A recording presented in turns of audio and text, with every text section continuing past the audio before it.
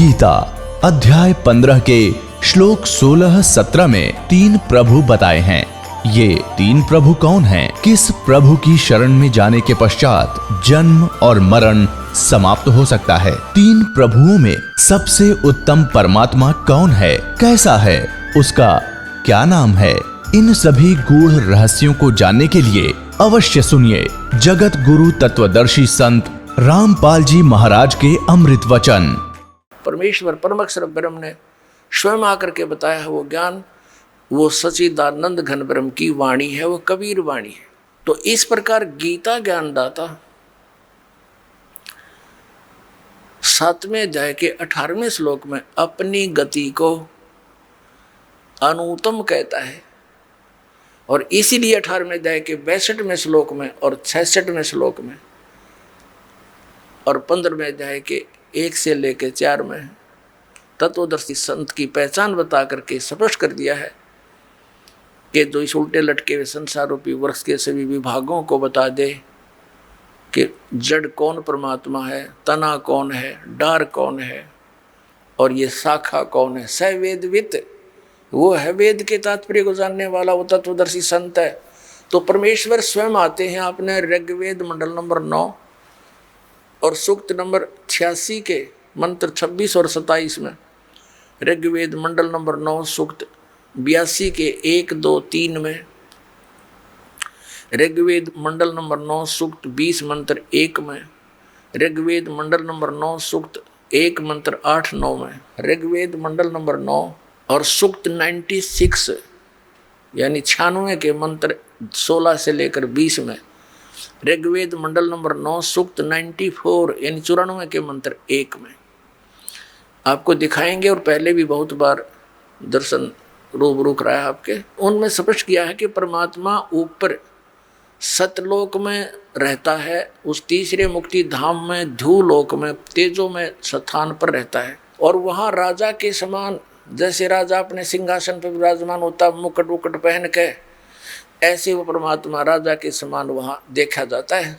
नर आकार है, साकार है, मनुष्य दृश्य है, और वहाँ से गति करके आता है, वो अच्छी आत्माओं को मिलता है, उनको उपदेश देता है, तत्व ज्ञान समझाता है।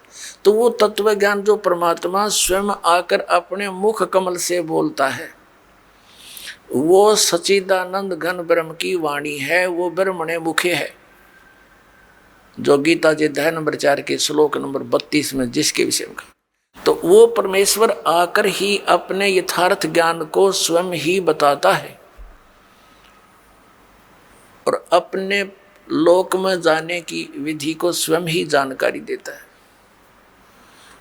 इसलिए वो परमात्मा सतलोक से चलकर आता है और यहाँ अपना ज्ञान प्रचार करता है। वो कवियों की तरह आचरण करता है, कवियों की तरह, लेकिन वो होता है भगवान, वो परमात्मा होता है। तो पुण्यात्माओं, वेदों के अंदर जो जानकारी है वो परमात्मा की है, और वेदों अनुसार जिस परमात्मा की लीला है, ही इज गॉड, वो परमात्मा है। तो श्रीमद् भगवत गीता अध्याय नंबर 18 के श्लोक नंबर 62 और 66 में, और गीता जी अध्याय नंबर 15 के श्लोक 1 से 4 में ये स्पष्ट किया है कि उस परम अक्षर ब्रह्म की सत साधना मिलने से तत्वदर्शी संत जो 3 मंत्र का जाप देगा, जिसमें 1 ओम और 2 ये सांकेतिक हैं, तत् और सत, उससे उस स्थान की प्राप्ति होगी जहां जाने के बाद साधक फिर लौट कर कभी संसार में नहीं आता, और वहां परम शांति होगी। और यहाँ गीता ज्ञानदाता कहता है 8वें अध्याय के 7वें श्लोक में कि मेरा स्मरण भी कर और युद्ध भी कर, मेरी शरण में रहना तो युद्ध करना ही पड़ेगा। यहाँ शांति नाम की चीज़ नहीं। हर जो भोले आत्मा ओम शांति शब्द बोलते हैं उनकी तो मत मारी जा रही है। ओम से शांति होगी, ओम से शांति सपने में नहीं हो सकती। ओम तो ब्रह्म का जाप है, इस काल का जाप है, और काल की साधना से यूँ कहता है कि शांति नहीं हो सकती, युद्ध करना पड़ेगा। यहाँ तो लट्ठम लट्ठा ये सब क्रियाएं तुमने करनी पड़ेंगी, और परम शांति चाहिए तो उस तत्वदर्शी संत की शरण में जाकर उस परमात्मा की शरण में जा, जिसकी कृपा से ही तू सनातन परम धाम को और शाश्वत स्थान को प्राप्त होगा, यानी परम शांति को प्राप्त होगा। तो पुण्यात्माओं, आज तक हमारे हिंदू धर्म के धर्म गुरुओं ने हमारे को अपने सदग्रंथों के विपरीत लोक वेद सुना रखे हैं। हमारे आज तक के हिंदू धर्म के जितने धर्मगुरु हुए हैं वो हमारे सदग्रंथों से भी परिचित नहीं थे, जिस कारण से उन्होंने अर्थों के अनर्थ करके ज्ञान को अज्ञान बना के हमारे अंदर फीड कर दिया, भर दिया, और आज वो हमारे यहाँ गले तक अड़ा पड़ा है। हजारों वर्षों से हम इसको सुनते और सुनाते आ रहे हैं। ढेर सारी त्रुटियां इनके अध्यात्म ज्ञान में थी, हम फिर भी संतुष्ट थे क्योंकि विकल्प नहीं था। हमारे पास वो मेजरिंग टेप नहीं थी, वो कोई ऐसा पैमाना नहीं था जिससे हम इनको नाप लें इनका ज्ञान गलत है या ठीक है, क्योंकि हमारे पूर्वज हम अशिक्षित थे, हम संस्कृत भाषा नहीं जानते थे और सभी सदग्रंथ संस्कृत भाषा में लिपिबद्ध थे। और हमारे धर्मगुरु ये ब्राह्मण लोग ये ही केवल संस्कृत भाषा के पढ़ने का अधिकार रखते थे। जैसे 4 वर्ण बनाए थे, एक वर्ण सदग्रंथों का अध्ययन करे, शिक्षा ग्रहण करे, सदग्रंथों का जो अध्ययन करे और फिर जनसाधारण को उनको सरल भाषा में समझावे। ये अध्यात्म गुरु यानी अध्यापक का, टीचर का कर्तव्य बनता है। और टीचर वही होता है जो सिलेबस से ज्ञान करावे, और जो सिलेबस से बाहर की बातें बताता है वो टीचर ठीक नहीं, वो अध्यापक ठीक नहीं, वो तो शत्रु है विद्यार्थियों का। तो पुण्यात्माओं, हमारा जो सिलेबस है, वैसे तो ये सिलेबस जो केवल हिंदुओं के नाम कर दिया, ये पूरे मानव मात्र के लिए है। कौन सा? ये 5 वेद, 5 वेद हैं। 4 वेद तो वेल नोन है ही, एक 5वां वेद सूक्ष्म वेद है जिसको तत्व ज्ञान भी कहते हैं। उस सूक्ष्म वेद के अंदर वो तत्व ज्ञान है, वो 5वां वेद है, और उसको परमात्मा ही आकर अपने मुख कमल से बोलता है, अपनी सिंपल लैंग्वेज में जो जनसाधारण समझ सके। और उससे पहले सदग्रंथों को ठीक से ना समझकर जितने भी धर्मगुरु होते हैं वो उन सदग्रंथों के विपरीत ज्ञान सुना रहे होते हैं।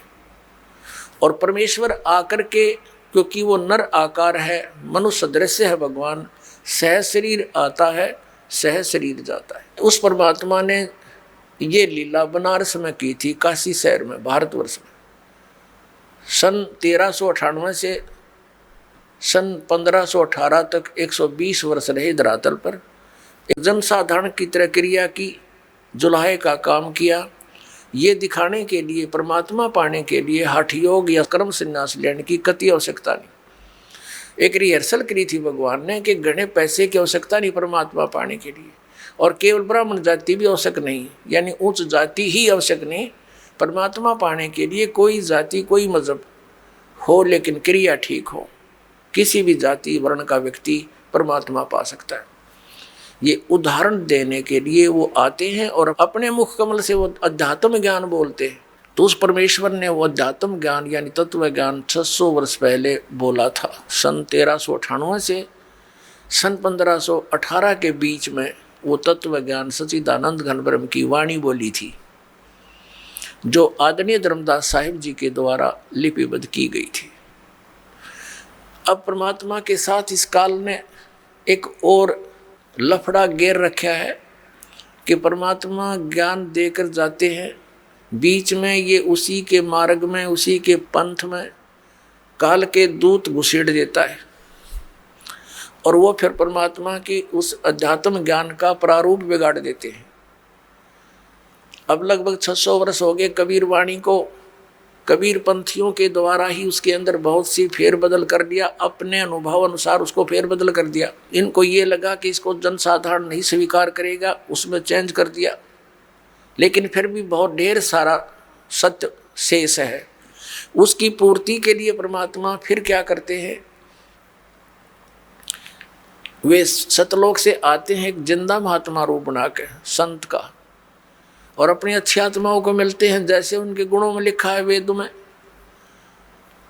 वो फिर उस दृष्टिकोण से वो परमात्मा किन किन को मिले थे, आदरणीय धर्मदास साहिब जी को, आदरणीय मुल्कदास साहिब जी को, आदरणीय नानक साहिब जी को, आदरणीय दादू साहिब जी को, आदरणीय गरीबदास साहिब जी को गांव छुड़ानी जिला झज्जर हरियाणा वाले को, आदरणीय घीसा दास साहिब जी गांव खेखड़ा जिला मेरठ उत्तर प्रदेश वाले को। तो इनमें से परमात्मा ने निर्धारित किया था, क्योंकि आदरणीय नानक साहिब जी और मुल्कदास साहिब जी और आदरणीय धर्मदास साहिब जी ये एक समकालीन ही रहे हैं तकरीबन परमात्मा के साथ। तो नानक साहिब जी को भी उन्होंने ज्ञान दिया, उन्होंने भी अपनी वाणी में लिपिबद्ध कर दिया। लेकिन मालूम था परमात्मा क्योंकि समय आने में सब जगह परिवर्तन ये हो सकता है, इसलिए आदरणीय गरीबदास साहिब जी को, जिनका जन्म संवत 1774 सन 1717 में हुआ था, और सन 1727 में यानी 10 वर्ष की आयु जब थी गरीबदास साहिब जी की गांव छुड़ानी वाले की, उस समय परमात्मा अपनी लीला अनुसार अपनी प्यारी आत्माओं को मिलते हैं, अच्छी आत्माओं को। गरीबदास जी को मिले थे, जंगल में गौएं चरा रहे थे गरीबदास जी, तो वहाँ लीला की थी कि और भी कई गवाले थे, उन्होंने हठ किया, प्रार्थना की प्यार से कि महात्मा जी आपने भोजन खाना पड़ेगा। परमात्मा ने कहा भी भोजन तो मैं खाऊंगा नहीं क्योंकि अपने अभी खा के आया हूँ। तो उन्होंने कहा जी दूध तो पीना ही पड़ेगा, नहीं तो हम अतिथि को ऐसे जाने नहीं देते, और आप तो महात्मा हो। तो परमात्मा ने कहा था कि भाई मैं कंवारी गाय का दूध पिया करूँ, पिला दो। तो पाली गवाले हंसने लगे कि मजाक करते हो बाबा जी। गरीबदास साहिब जी 10 वर्ष के बालक थे, खड़े हुए एक कंवारी गाय ले आए जिसने दूध पीना छोड़ रखा था, कंवारी बछिया 1-1.5 वर्ष की होगी, अभी तक वो उसको बैल ने टच नहीं किया था कंवारी। और परमात्मा ने थपकी मारी, सतनों से दूध निकल पड़ा, लंबे लंबे सतन हो गए थन, और नीचे एक साफ पात्र मिट्टी का छोटा सा पात्र था, वो रख दिया, उभर गया।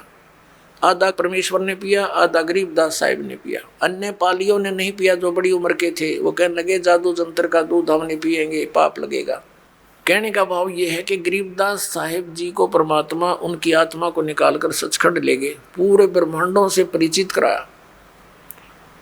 उधर से बच्चे को मृत जान लिया, घर ले गए उठा के। 10 बजे की बात थी, सुबह शाम के 6-7 बजे से उनको रख दिया चिता के ऊपर अंतिम संस्कार के लिए। तब परमात्मा ने ऊपर के सब ब्रह्मांड और अपनी सतीथी परिचित करके उसके अंतःकरण के अंदर परमात्मा ने ये तत्व ज्ञान फीड कर दिया गरीबदास साहिब जी के। चिता के ऊपर ही वो हलचल होगी, जीवित हो गए, उठकर आगे अपने आप ऊपर के जो रस्से बांध रखे थे सब के अपने आप रस्सी टूट गई, और उठकर ये ज्ञान बोलने लगे, और भाषा बोल नहीं रहे थे वो। गांव वाले ने सोचा ये मेंटल हो गया, महात्मा से जंतर मंत्र का दूध पी के।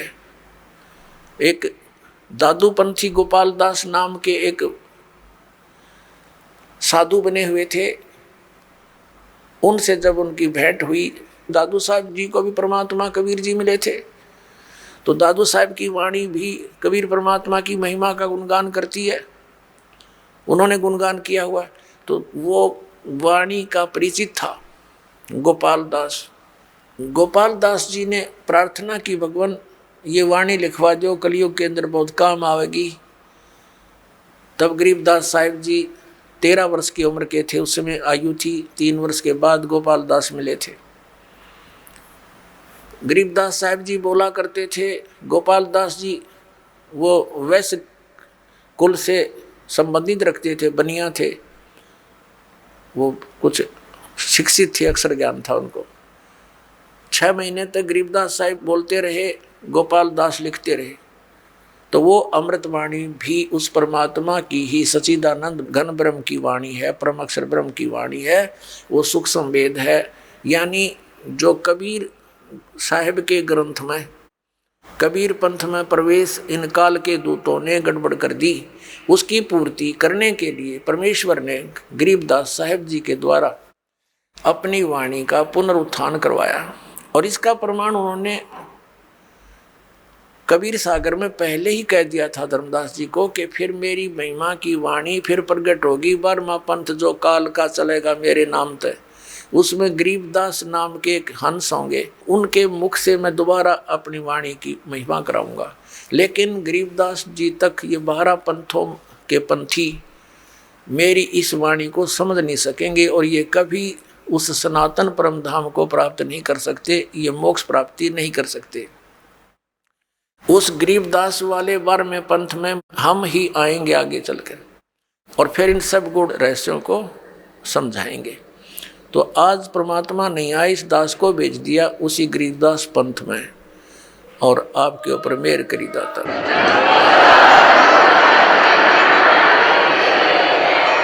अपने आत्माओं, इस दास का जन्म पवित्र हिंदू धर्म में हुआ और हमारे इस पवित्र हिंदू धर्म के अंदर जो भी अध्यात्म सत्र की जानकारी हमें मिली, हम उस पर आरूढ़ थे।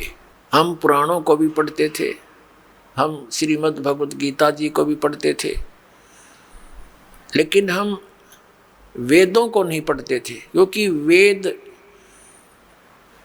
बहुत कम मिलते थे जो अनुवादित हों, और अनुवादकर्ताओं ने ऐसे ढंग से अनुवाद कर रखा था कि उनको पढ़ने अगर लग जाए तो सिर में दर्द हो जा, उनका कोई सिर पैर नहीं।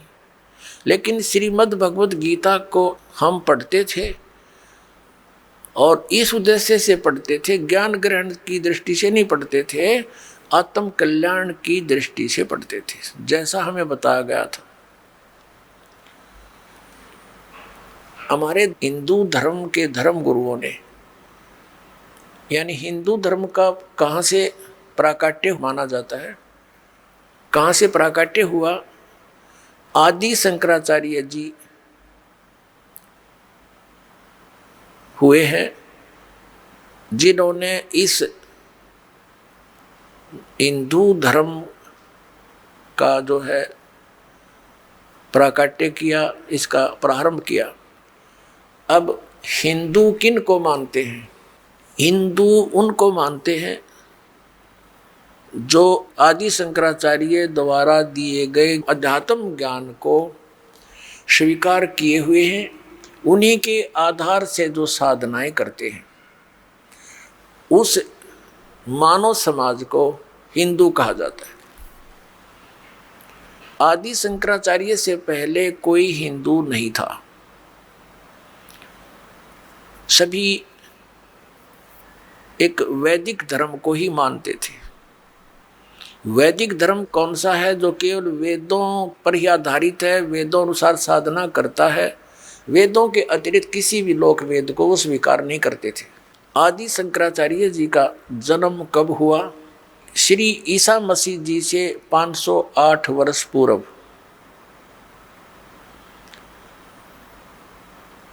आज 2012 में आदि शंकराचार्य जी को कितना समय हो गया जन्मे को?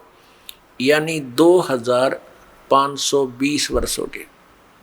2012 में 508 जोड़ दो, 2520 वर्ष हो गए। उस समय बौद्ध धर्म का प्रचार बड़े जोर शोर से हो रहा था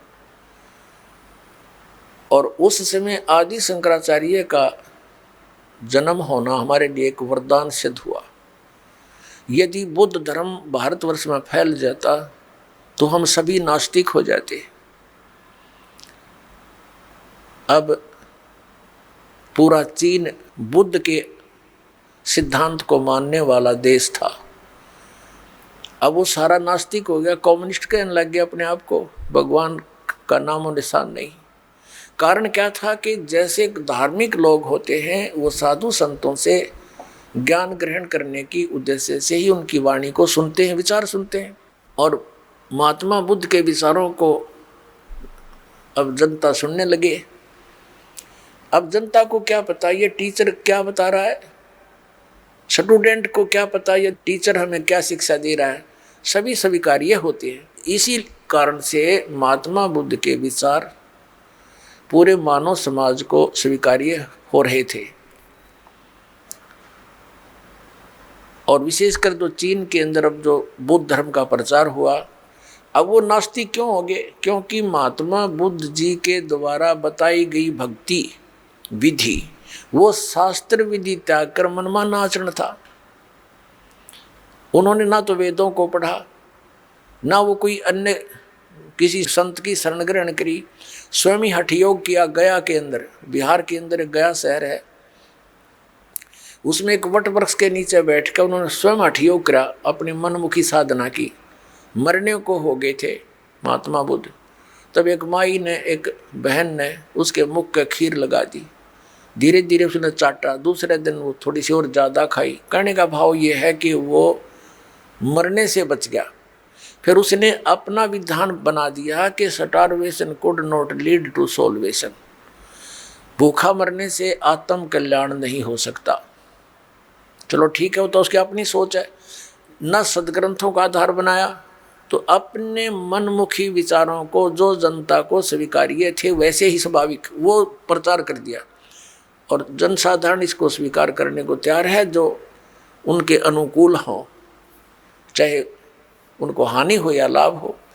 इसी कारण से पूरा चीन उसका अनुयायी बना आत्म कल्याण के लिए। महात्मा बुद्ध के द्वारा बताई गई भक्ति विधि से अध्यात्म लाभ हुआ नहीं, और प्रारंभ में पुण्यकर्मी प्राणी होते हैं, उनको वैसे स्वाभाविक भी अपने संस्कारवश लाभ होता रहता है, तो वो सोचते हैं कि जो क्रिया हम कर रहे हैं इससे हमें लाभ हो रहा है। ये उनकी अध्यात्म ज्ञानहीनता होती है। तो यही कारण रहा कि पूरा चीन आने वाले समय में नास्तिक हो गया, कि उनको अध्यात्म लाभ नहीं हुआ भगवान का, और उन्होंने ये मान लिया कि भगवान कहीं नहीं है, साधना करके देख लिया कोई लाभ नहीं होता, इसलिए वो नास्तिक बन गए। और यही दशा भारतवर्ष की हो जाती यदि आदि शंकराचार्य जी उस समय जन्म ना होता। लेकिन बात वहीं की वहीं रही, आसमान से गिरे खजूर में अटक गए। आदि शंकराचार्य ने फिर क्या ज्ञान दिया कि जीव ही ब्रह्म है, यानी ये जीव ही भगवान है, तू ही ब्रह्म है, तत्वमसि तत्त्वमसि अयम आत्मा ब्रह्म, अहम ब्रह्मास्मि प्रज्ञानम ब्रह्म।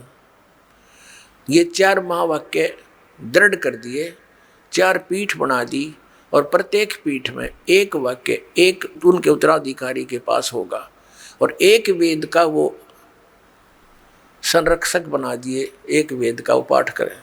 एक तरफ तो हमारे धर्म गुरु का विधान है कि अयम आत्मा ब्रह्म, अहम ब्रह्मास्मि, मैं ही परमात्मा हूँ, ब्रह्म माने परमात्मा। दूसरी तरफ हमारे धर्मगुरु कहते हैं कि श्री कृष्ण, श्री शंकर भगवान और श्री विष्णु जी की भक्ति करो,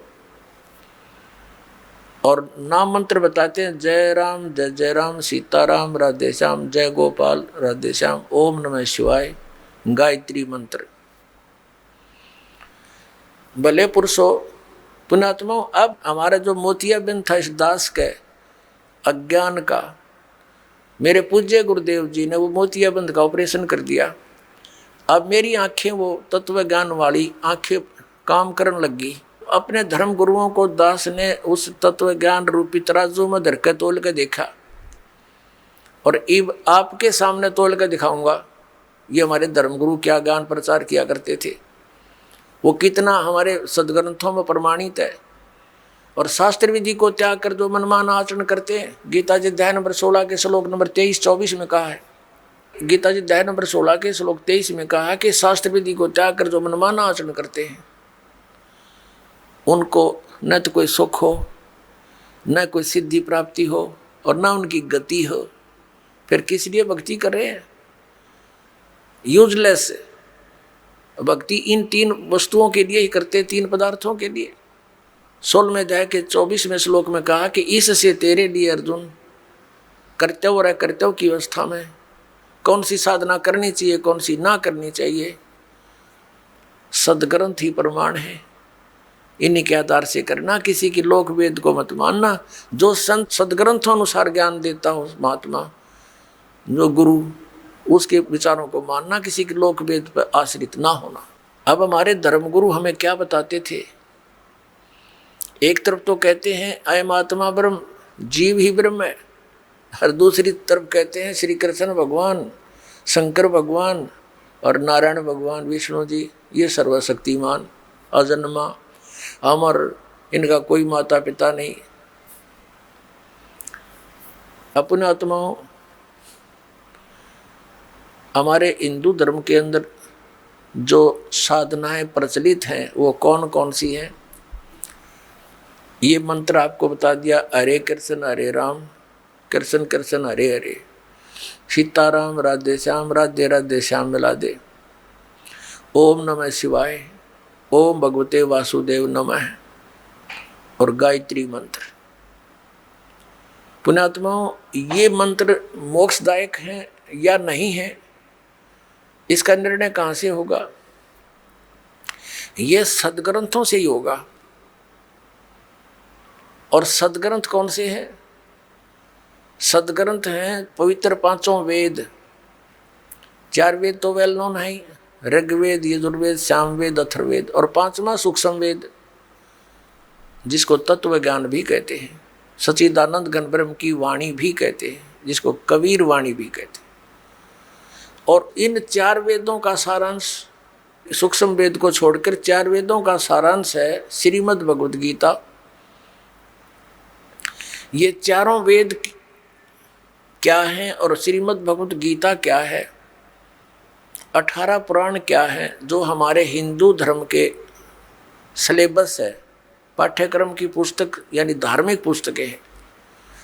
पहले इनका निर्णय करना पड़ेगा हमने, तब हम आगे अध्यात्म मार्ग में कदम उठा सकेंगे।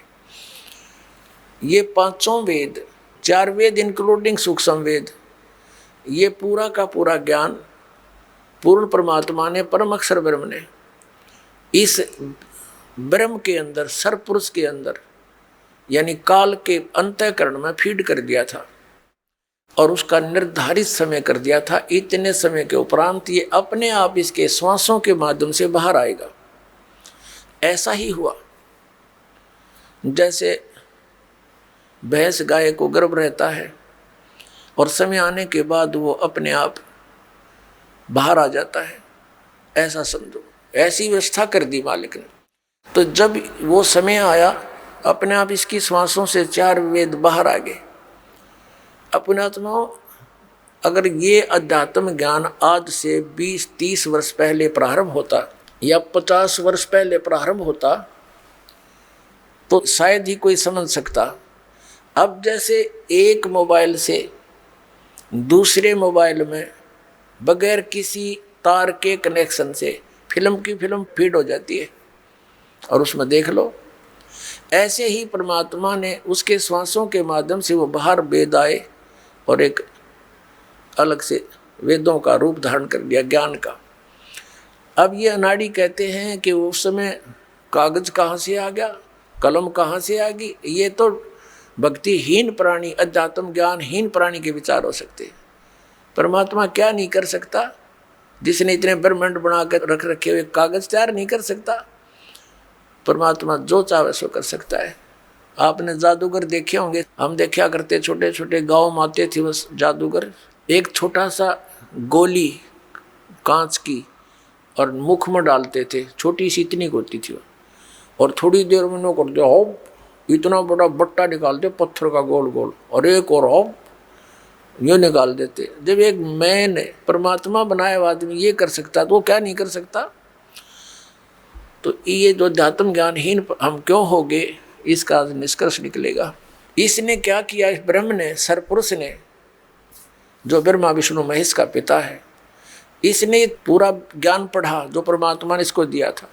इसने क्या देखा कि जो ज्ञान इसकी पोल खोल रहा था, क्योंकि हम सतलोक में रहते थे, वहाँ हमारा जन्म मृत्यु नहीं था, हमारे को 5 तत्व का शरीर नहीं, वहां पर दूसरा शरीर 1 तत्व से प्राप्त था, जिसमें स्नायु नहीं थी, नाड़ी नहीं, ये शुक्र से बना हुआ नहीं था।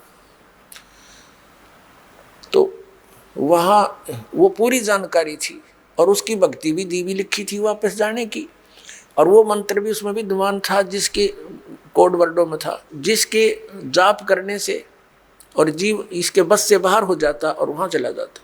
तो इसने क्या किया, उस 5वां वेद जो जानकारी उस परमात्मा के बारे में थी वो उसका नाश कर दिया, हमारे तक नहीं दिया।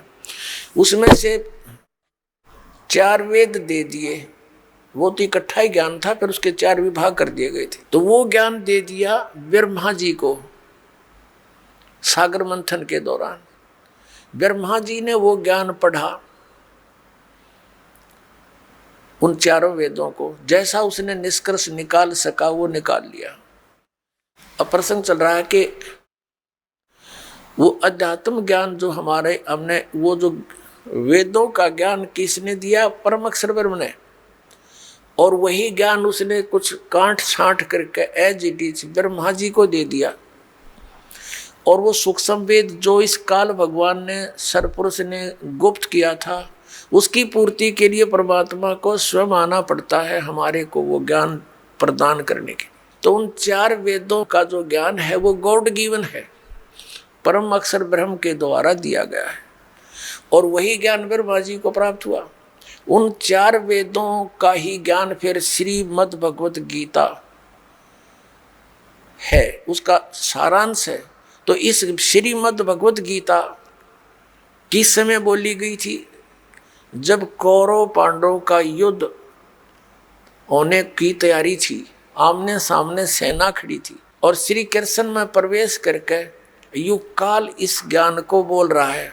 अर्जुन युद्ध करना नहीं चाहता था, श्री कृष्ण भी युद्ध करवाना नहीं चाहते थे, क्योंकि उन्होंने 3 बार प्रयत्न किया था शांति दूत बनकर जाकर कि युद्ध मत करो, तुम्हारा नाश हो जाएगा, हैं, आपस में तुम अपना डिवाइड कर लो, राज्य बांट लो, प्लस माइनस कर लो, लेकिन नहीं माने थे।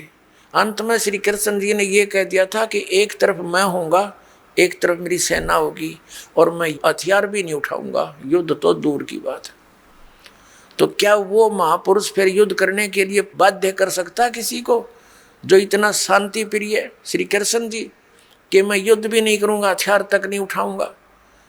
तो उस समय जब श्री कृष्ण जी को कहा अर्जुन ने कि मेरे रथ को दोनों सेनाओं के बीच में खड़ा कर दे, अब अर्जुन ने देखा भाई किसने मारूं और क्या किसके लिए, भाई चाचे ताऊओं के लड़के बच्चे, उनकी दामाद बहनोई, वो सारे खड़े है, तेरे की बाढ़ में जाए सारा। तो अर्जुन ने अटल इरादा कर लिया कि युद्ध नहीं करूंगा। इस बात से परिचित हो गया वो काल सरपुरुष, उसने यो नाश कराना था। उसी से में वो श्री कृष्ण में प्रवेश कर गए। श्री कृष्ण जी में प्रवेश करके उसने वेदों वाला ज्ञान ही दिया, लेकिन इसमें युद्ध कराने के लिए कुछ अटकलबाजी इसने अपनी तरफ से जोड़ी है। उसके विषय में कहा ये मेरा मत है, शेष ज्ञान जो है वो वेदों वाला है। तो जो इसका मत है उसको हम ग्रहण नहीं करेंगे। फॉर एग्जाम्पल, जैसे श्रीमद् भगवत गीता अध्याय नंबर 3 के श्लोक नंबर 8 में गीता ज्ञान दाता कहता है कि अर्जुन, यदि तू कर्म संन्यास ले लेगा, एक जगह बैठकर अपना हठ योग करेगा, कर्म संन्यास का तो यही होता है, तो तेरा निर्वाह कैसे चलेगा पेट का? कहने का भाव ये है कि तू कर्म भी कर और भक्ति भी कर, ये कर्म योग कहलाता है। देखिए, ये श्रीमद् भगवत गीता जयदाल गोविंद का इसके अनुवादक है, गीता प्रेस गोरखपुर से प्रकाशित है, अध्याय नंबर 3 का। इसमें काफ़ी डिटेल दिए, 4 से शुरू किया है कि मनुष्य न तो कर्मों का आरंभ किए बिना निष्कर्मता को प्राप्त कर सकता है, प्राप्त होता, और न ही कर्मों के केवल त्याग मात्र से यानी सांख्य निष्ठि को प्राप्त होता है। इसका 5वें में कहा है कि निसंदेह कोई भी मनुष्य किसी भी काल में क्षण मात्र भी बिना कर्म किए नहीं रहता, क्योंकि सारा मनुष्य समुदाय प्रकृति जनित गुणों द्वारा परवश कर्म करने के लिए बाध्य किया जाता है। अध्याय नंबर 3 के श्लोक नंबर, अब ये 6 में कहा कि जो मूढ़ मनुष्य, मूर्ख व्यक्ति, मूढ़ बुद्धि मनुष्य समस्त इंद्रियों को हठपूर्वक ऊपर से रोक कर, यानी एक स्थान पर बैठकर हठ योग करते हैं और मन से इंद्रियों के विषय का चिंतन करता रहता है, वह मिथ्याचारी यानी पाखंडी है, दम्भी कहता है। 7वें में कहा है, किंतु हे अर्जुन, जो पुरुष मन से इंद्रियों को वश में करके अनासक्त हुआ, समस्त इंद्रियों द्वारा कर्म योग का आचरण करता हुआ, वही श्रेष्ठ है। यानी काम भी करे, इंद्रियां न रोक कर भक्ति भी करता रहे, वह श्रेष्ठ है, कर्म योग का आचरण करता हुआ। एक जगह बैठ कर नहीं करे। आगे देखो, 3 अध्याय का 8वां श्लोक है, ज्ञान अनुवाद है इसका। तू शास्त्र विहित कर्तव्य कर्म कर, क्योंकि कर्म न करने की अपेक्षा कर्म करना श्रेष्ठ है, तथा कर्म न करने से तेरा शरीर निर्वाह, यानी तेरा गुजारा कैसे चलेगा, कैसे सिद्ध होगा। अब ये तो है वेद ज्ञान। अब वेद ज्ञान कैसे है?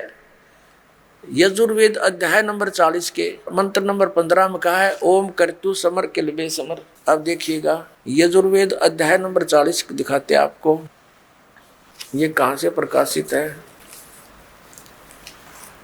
प्रकाशक है सार्वदेशी कार्य प्रतिनिधि सभा 2/5 महर्षि सिद्धांत भवन, रामलीला मैदान, नई दिल्ली से। इसका अनुवादक कौन है? महर्षि दान सरस्वती कृत। मुद्रक है Prince offset printers, 1510, Pataudi house, Daryaganj, नई दिल्ली से। अब इसके हम कति लास्ट में पहुंचते हैं, 44वां अध्याय। ये देखिए, 44वां माने 40वां अध्याय, यजुर्वेद भाष्यम, ये 15वां श्लोक है। इसमें क्या लिखा है कि वायु अनिलम अमृतम अथ इदम भस्मांतम शरीरम ओम करतो समर किलवे समर और करतुम समर। इसने तो आडंगा करण का ठेका ले रखा था, इसने तो अनुवाद ठीक किया नहीं, ओम का तो अर्थ भी नहीं किया ढंग से। क्या किया है, हे कर्म करने वाले जीव, तू शरीर छूटते समय, ये देखो ओम शब्द स्पष्ट है, इसका अर्थ लिखना था यहाँ पर कि ओम का, ओम को स्मरण कर। इसने लिख दिया इस नाम वाच्य ईश्वर को, ओम लिख दिया, भी शर्म आ गया यो। इस नाम वाच्य ईश्वर को स्मरण कर, किलबे अपने सामर्थ्य के लिए परमात्मा और अपने स्वरूप का स्मरण माने स्मरण कर, कर्तम कर्तम अपने किए का स्मरण कर। हाँ, अब यहाँ देखो, कर्तो, यू कर्तो माने कर्म करने वाले, हमने ये मोटे मोटे देखने, कर्तुम अपने कर्म, अपने किए का, अपने कर्म का स्मरण कर। लेकिन इसका अर्थ स्पष्ट है, ओम करतो समर। करतो माने काम करते करते सिमरण कर, किलबे समर यानी कसक के साथ, श्रद्धा के साथ सिमरण कर इस ओम नाम का। और कर्तुम अपने मनुष्य जीवन का मूल कर्तव्य जानकर इसका स्मरण कर। ओम नाम का जाप काम करते करते सिमरण कर, विशेष कसक के साथ सिमरण कर, और मनुष्य जीवन का मूल कर्तव्य जानकर सिमरण कर। भस्मांतम शरीरम, जब तू शरीर छोड़कर जाएगा तब ओम नाम से जो अमरता तुझे प्राप्त होगा, इसका तेरा शरीर जितना अमर होगा, यानी जितना भी तुझे इस ओम नाम से लाभ होगा वो इस विधि से होगा। और सूक्ष्म वेद में क्या लिखा है, नाम उठत नाम बैठत नाम सोत जागवे, नाम खाते नाम पीते नाम सेती लागवे। यानी सूक्ष्म वेद और ये वेद, क्योंकि सूक्ष्म वेद के अंदर कंप्लीट ज्ञान है, ये 4 वेद भी उसके अंदर इंक्लूड कर दिए परमात्मा ने। जो इसने उसमें कुछ डांडी मारी थी वह ठीक कर दी। तो अब यह सिद्ध हो गया कि वेदों में लिखा है कि हठ योग नहीं करना, काम करते करते कर्म योग का आश्रय लेकर अपनी भक्ति भी करो, अपना दैनिक कार्य भी जिसका है जो कर्तव्य कर्म है। कर्तव्य कर्म का अर्थ क्या है, ये नहीं कि कोई कसाई है वो कसाई का काम करें, जाइयो कर्ण का काम है, नहीं। जो कर्तव्य कर्म है वो करो, जो करने योग्य भक्ति कर्म है वो करो, अकर्तव्य को छोड़ दो। शराब पीता है, मांस खाता है, यह अकर्तव्य है, और जो आन उपासना करता है वो अकर्तव्य है। शास्त्र विदिता के जो मनमाने जाप करता है वो अकर्तव्य है, वो नहीं करने। अब गीता जी में जो दास दिखाना चाहता था कि जो इसने अपनी तरफ से समावेश किया है वो वेदों वाला ज्ञान नहीं है, वो हमें मान्य नहीं। अब इसने 6ठे अध्याय के अंदर इसने अपना मत घुसोड़ दिया, वो वेद विरुद्ध है, वो अपना नहीं ग्रहण करना। क्या देखना, ये श्रीमद् भगवत गीता, ये देखिएगा अध्याय नंबर 6 श्रीमद् भगवत गीता और मंत्र नंबर 10 से प्रारंभ करते हैं। मन और इंद्रियों सहित शरीर को वश में रखने वाला आशा रहित संग्रह रहित योगी अकेला ही एकांत स्थान में स्थिर होकर आत्मा को निरंतर परमात्मा में लगावे। 11वां, अब इसने बताया कि शुद्ध भूमि में जिसके ऊपर कर्मशः कुसामान्य डाब मृगशाला और वस्त्र बिछे हों, न बहुत ऊंचा है और न बहुत नीचा, अपने आसन को स्थिर स्थापन करके, फिर कहा है उस आसन पर बैठकर चित्त और इंद्रियों की क्रियाओं को वश में रखते हुए मन को एकाग्र करके अंतःकरण की शुद्धि के लिए योग का अभ्यास करें। आगे बताया है 13वें में, काया सिर और गले को समान अचल धारण करके और स्थिर होकर अपनी नासिका के अग्र भाग पर, नाक के अगले भाग पर दृष्टि जमाकर अन्य दिशाओं को ना देखता हुआ ब्रह्मचारी के व्रत में सतित बहरहित भलीभांति शांत अंतःकरण वाला सावधान योगी मन को रोक कर मुझ में चित्त वाला मेरे प्राण होकर स्थित हुए। आगे लिखा है, वश में किए हुए मन वाला योगी इस प्रकार, ये 15वां है, आत्मा को निरंतर मुझ परमेश्वर के स्वरूप में लगाता हुआ मुझ में रहने वाली परमानंद की प्रकाष्ठा रूप शांति को प्राप्त होता है। अब ये क्या बता रहा है, इसकी अंग्रेजी ये दास समझ सके, आपका समझ में नहीं आओ बच्चों।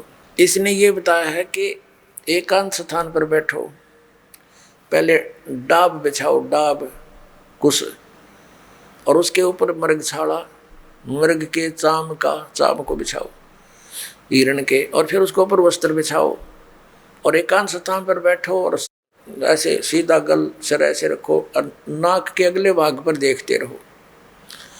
इस तरह साधना करने वाला मेरे से मिलने वाली जो शांति जिसी से उसको प्राप्त होगा। और ये हठ योग गीता जी के 3रे अध्याय के 5 से लेकर 8 तक ये स्पष्ट कर दिया।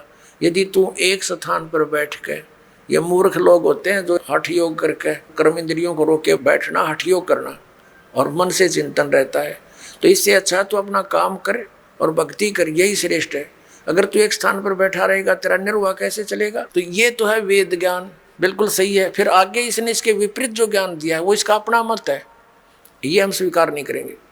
अब जैसे इसने गीता जी में थोड़ा सा ये अपना मत जो डाला है युद्ध कराने के लिए भी, गीता जी अध्याय नंबर 2 के श्लोक नंबर 37 और 38 में, 38 में कहता है कि अर्जुन तेरे दोनों हाथों में लड्डू, यदि तू युद्ध में मारा गया तो स्वर्ग को प्राप्त होगा, और यदि तू विजयी हुआ तो पृथ्वी का राज भोगेगा। और फिर कहता है कि लाभ और हानि को भूल के, लाभ और हानि की इच्छा ना करके युद्ध कर। बता, इसका कोई है ज्ञान? यो एक तो कहता है लाभ और हानि को भूल कर तो युद्ध कर, मैं आपके समझ कराता हूँ, और तुरंत ही लाभ और हानि याद दिवा रहा है। तो ये इसकी अटकलबाजी थी, ये युद्ध कराना ही चाहता था। ये देखिए, ये वही श्रीमद् भगवत गीता है, अध्याय नंबर 2 श्रीमद् भगवत गीता, और ये 37 श्लोक है।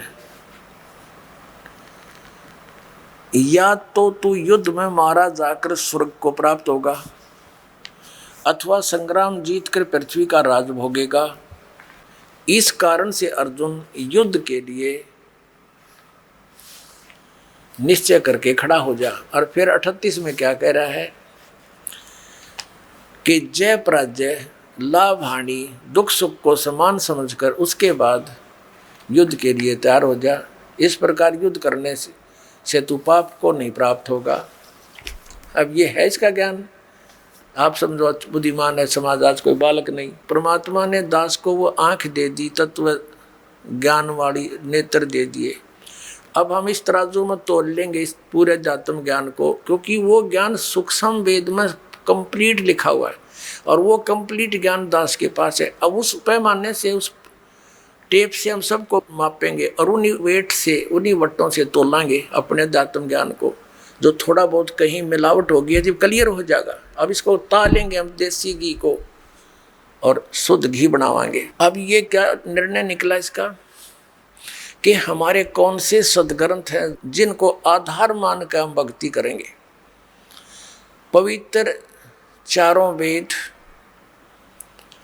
और पवित्र श्रीमद् भगवद गीता का वो ज्ञान जो वेदों से मिलता है, ये हमारा भक्ति विधि है, भक्ति का मार्ग है, भक्ति का पथ है। ये इसके अंदर जो साधना लिखी है वही करेंगे। इसके अतिरिक्त हम कोई ग्रंथ का कोई भी प्रमाण यानी उसका वचन ग्रहण नहीं करेंगे। अब बात रही हमारे पवित्र 18 पुराणों की। ये 18 पुराण क्या है? ये एक बोध है। 18 बोधों में से एक 18 पुराण भी एक ही बोध माना जाता है। ये ज्ञान श्री ब्रह्मा जी ने अपने वंशजों को दिया, अपने संतान को, ब्राह्मणों को दिया। और श्री ब्रह्मा जी, श्री विष्णु जी, श्री शिव जी को ये परम अक्षर ब्रह्म आकर मिले थे, पूर्ण परमात्मा।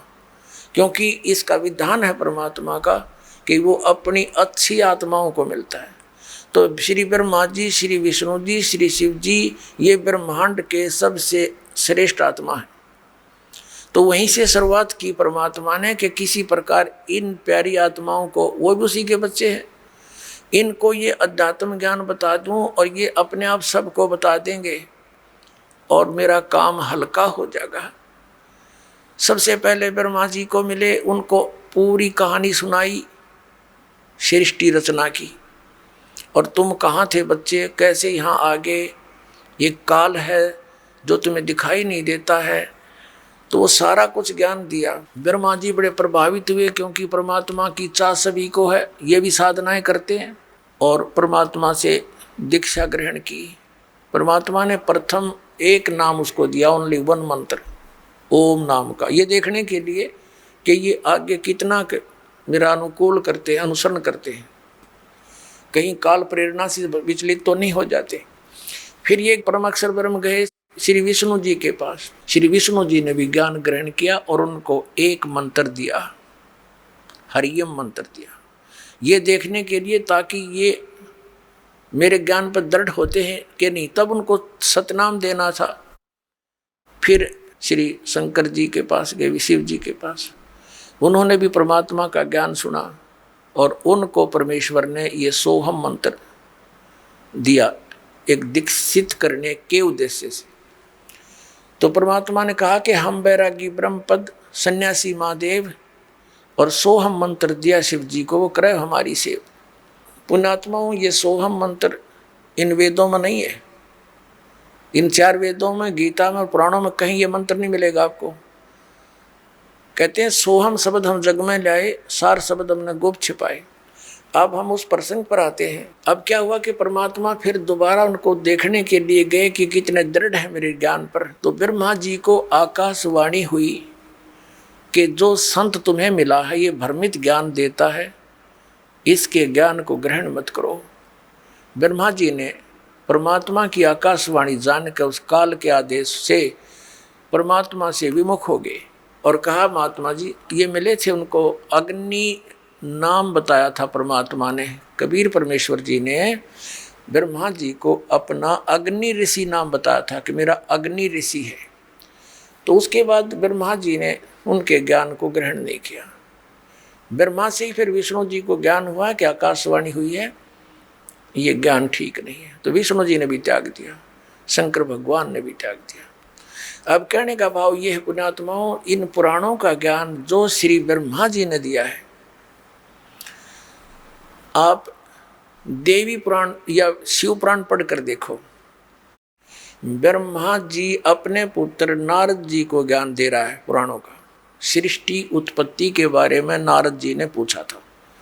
तो ये क्या बता रहे हैं, अब थोड़ी सी झलक दिखाता हूं, तब आपको पता चलेगा कि पुराणों का ज्ञान ये ब्रह्मा जी द्वारा दिया गया है। आगे ऋषियों ने दूसरे ऋषि से, तीसरे ऋषि से, फिर तीसरे से चौथे ने दक्षा जी से सुनकर, जो क्योंकि जो ज्ञान प्रारंभ में दिया जाता है आने वाला वक्ता उसको फिर दोबारा सुनाता है, तो कुछ अपना अनुभव भी उसमें ऐड होता चला जाता है। ऐसे जिस भी ऋषि ने पुराण अलग से किसी को सुनाई वो पुराण मानी गई, अलग से बन गई, लेकिन ज्ञान ब्रह्मा जी द्वारा दिया गया वो मूल है, मूल ज्ञान है। अब एक विचारणीय विषय है, ब्रह्मा जी ज्ञान दे रहे हैं, अपने पुत्र को बता रहे हैं, और ब्रह्मा जी कौन है? ब्रह्मा जी स्वयं कहते हैं कि मुझे पता नहीं मैं कहाँ से जन्म हुआ मेरा। ये श्रीमद् देवी भागवत के अंदर, यानी देवी शक्ति पुराण के अंदर, देवी पुराण में तीसरे स्कंद में जब ये कमल के फूल पर बैठा था, तो ब्रह्मा जी अपने पुत्र नारद को वहाँ भी ज्ञान सुना रहा है कि मैं जब कमल के फूल पर बैठा था, जब मैं सचेत हुआ तो मुझे नहीं मालूम है कहाँ से जन्म हुआ, मेरा क्या कर्तव्य है और कौन मेरा जनक है। ये थोड़ा सा प्रमाण आपको दिखा, ये देखिएगा श्रीमद् देवी भागवत, सचित्र मोटा टाइप, केवल हिंदी, गीता प्रेस गोरखपुर से प्रकाशित है। इसके संपादक कौन है? संपादक हैं हनुमान प्रसाद पोदार, चिमलापुर, और गीता प्रेस गोरखपुर से ये प्रकाशित है। ये आपके समक्ष, इसमें थोड़ा सा दिखाएंगे आपको। ये तीसरा स्कंद है, ये तीसरा स्कंद है, और इसका प्रश्न नंबर यहाँ से प्रारंभ होता है। ये तीसरा स्कंद का प्रथम अध्याय है, तीसरा स्कंद। इस जन्मे जय ने पूछा था व्यास जी से, भगवान आपने अम्बा यज्ञ अर्थात परम पवित्र नवरात्र व्रत करके उसके द्वारा देवी की आराधना करने की आज्ञा दी है, वह को देवी कौन है? तो यहाँ क्या बता रहा है कि व्यास जी कहते राजन तुम्हारी बुद्धि बहुत विशाल है, और अभी तुमने जो पूछा कि ब्रह्मा आदि की उत्पत्ति, ब्रह्मा आदि माने ब्रह्मा विष्णु महेश की उत्पत्ति कैसे हुई, ये महान कठिन विषय है। उसके अनेक प्रश्न उठ जाते हैं। यही प्रश्न पूर्व समय मैंने नारद जी से किया था। अब नारद जी कहता है व्यास जी ने जब पता किया कि मुने आप बुद्धिमान है, मुझे बताने की चेष्टा करो, ब्रह्मांड का प्रधान करता कौन है? मुनिवर वह ब्रह्मांड कहाँ से उत्पन्न हुआ है? व्यास जी नारद से पूछ रहे। हम ज़्यादा समय ना लेंगे। अब यहाँ आगे हम 115 पृष्ठ पे, वही तीसरा स्कंद है। इसमें क्या कहा है कि व्यास जी नारद जी से पूछा। नारद जी कहते हैं व्यास जी प्राचीन समय की बात है, यही संदेह मेरे हृदय में उत्पन्न हुआ था। तब मैंने अपने पिता अमित तेजस्वी ब्रह्मा जी के स्थान पर गया, उनसे जिस विषय में तुम पूछ रहे हो उसी विषय में मैंने पूछा। अच्छा देखो या ब्रह्मा जी क्या बताते हैं। ब्रह्मा जी ने कहा बेटा मैं इस प्रश्न का क्या उत्तर दूं, यह बड़ा ही जटिल प्रश्न है। महाभाग तुम भगवान विष्णु से इसका समुचित समाधान पा सकते हो। महामते इस संसार में कोई भी रागी पुरुष ऐसा नहीं जो इसको जान सके। पूर्व काल में सर्वत्र जल ही जल था, स्थावर जंगल जितने प्राणी उनमें से कोई भी नहीं था। तब कमल से मेरी उत्पत्ति हुई। उस समय मुझे सूर्य, चंद्रमा, वृक्ष तथा पर्वत, ये 116 पृष्ठ पर आ गया हम तीसरे स्कंद पर, कोई भी दिखाई नहीं पड़े। मैं कमल की कणिका पर बैठकर विचार करने लगा, इस अगाध जल में मैं कैसे उत्पन्न हो गया, कौन मेरा रक्षक है, तथा इस प्रलय काल में सृष्टि एवं संहार करने वाला कौन विशिष्ट पुरुष है। कहीं भी स्पष्ट रूप से भूमि भी नहीं दिखती जिस पर यह जल टिका हो, यह कमल कैसे उत्पन्न हुआ। अब पुण्यात्मा इस पुराण से हमने इतना ही लेना था, क्योंकि हमने इस तत्व ज्ञान को समझना है, अध्यात्म ज्ञान। अब यहाँ ब्रह्मा जी कह रहे हैं कि मुझे नहीं मालूम जब कमल के फूल पर बैठा था मैं कहाँ से उत्पन्न हुआ, कौन मेरा रक्षक, मेरा जन्म करता है, और सब जगह जल ही जल था। अब शिव पुराण दिखाते हैं आपको थोड़ा सा, उसमें ये क्या ज्ञान दे रहा है, अपने जन्म से पहले की जो जानकारी ये दे रहा है वो कहाँ से लाया, ये आपको स्पष्ट होगी। वो कहाँ से लाया, इसने परमात्मा से सुनी थी, लेकिन उसमें कुछ अपना खिचड़ी, कुछ परमात्मा से प्राप्त ज्ञान को अज्ञान अज्ञान मिला के हमारे में पेश कर दिया।